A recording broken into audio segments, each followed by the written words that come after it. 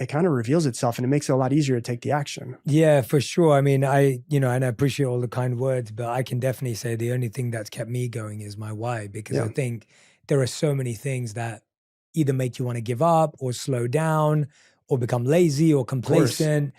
And when I look at it, and someone asked me this, I was sitting with another creator end of last year, and he was just like to me, Jay, why do you even do anything anymore? Like, what's the point? Like, it seems like you're good. Like, why do you need to do anything? And I was like, we've just got to the start of everything. Like, I just got to the beginning of where I need to be. I was like, we've just got to a point where we can connect with lots of people, but we need to give people the step-by-step process to transform their life.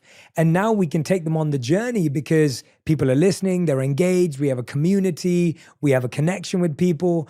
But when I started out, we didn't have any of that. So I see it as we just got to the start of where I want to be, because, and it was just interesting to me that so many people struggle to find their why.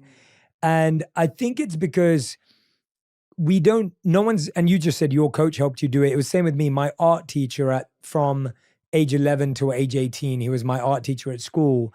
And every time I'd paint something or draw something or do a collage or a graphic design, and whatever I do, the first question he'd ask me is, why did you do it? And I'd be like, my initial response was, because it looks good. Like that, I was a kid, what do I know? And he'd be like, every year he'd be like, why did you do it? And I'd be like, oh, because this color matches with this color. And then be like, why do you do it? And I'm like, oh, because it reveals the metaphor that I think this is about. And then he'd be like, why did you do it? And I'm like, because that's how I'm feeling right now. I'm trying to, and every year he would ask me, he would reveal more and more layers of my psyche in a similar way.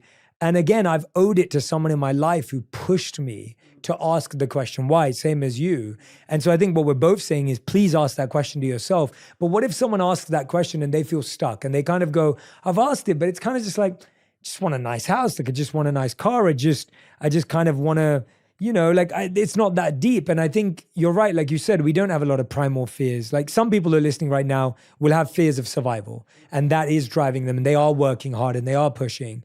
And at the same time, we'll have people who are like driven, but they're like, I'm not driven enough because I haven't got anything to be that scared about or that worried about. How do that person discover their why? Yeah, I think for me, it's like, my life was never terrible, or like when I started the podcast, The Mindset Mentor, like, I was at a point in my life where I was making a whole bunch of money.